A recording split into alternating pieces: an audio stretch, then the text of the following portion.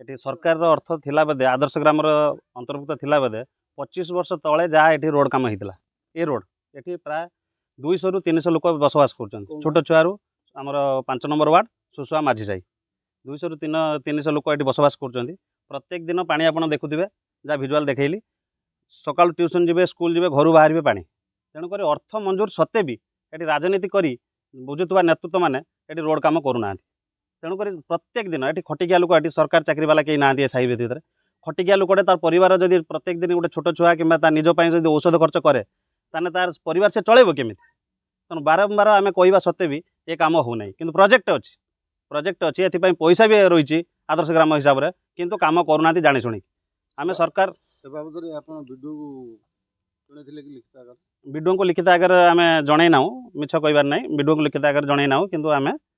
जन बोले आम प्रस्तुत होचु से आगे मीडिया हूँ चतुर्थ स्तंभ ए सचेतनतार गोटे मुख्य ठीक जगह पहुँचे पारे तेणुक आम आगे आपण मान सहयोग नहीं सर आपण आगामी सरकार आपण ए विषय पदक्षेप नापी ये करते जो सरकार आसी सरकार समय आपण जो आज ना आगामी जो आमर पूर्व सरकार थिला बेले आम आदर्श ग्राम एक प्रोजेक्ट देइतिलु से प्रोजेक्ट सैंक्शन नहीं कि पैसा तार मंजूर हो सारी किंतु से पैसा को मंजूर डाइवर्ट करने आमर जो मैंने पंचायत नेतृत्व नौ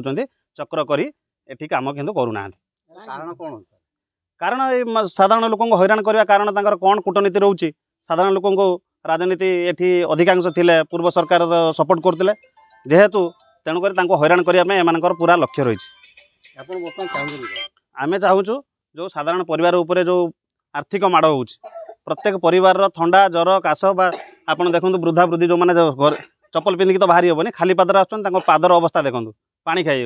तेणु खटिकिया लोक जड़े आजिकल जो डाउन सीजन बर्तमान जो वर्षा सीजन परिवार उपर बर्तमान हुए से समय जदि मेडिसिन माड़ हुए घर प्रति ताले से परिवार चलो केमी तेणुक बहुत असुविधा भितर अच्छा मो पाखे जो जाकि कहले मुझे ठीक अच्छे मुझे आगे आम जो चतुर्थ स्तंभ अच्छी से स्तंभ साहाय्य सरकार को अवगत कराइबी तापर दरकार पड़े आम कलेक्टर ऑफिस घेराव कर गाँव जो आम शुणिलु किसी लोक मुहर बहुत किसी असुविधा अच्छी इंदिरावास पाई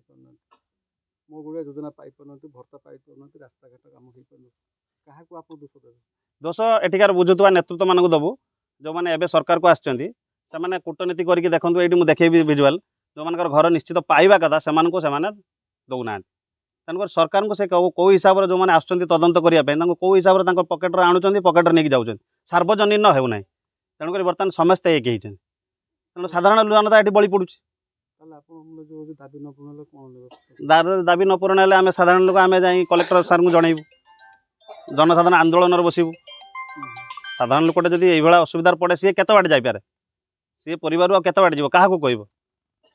तेणु ये आग नेतृत्व नौथुवा लोक आसिक देखा ना पंचायत इलेक्शन आसो पूर्व आप चिंता करब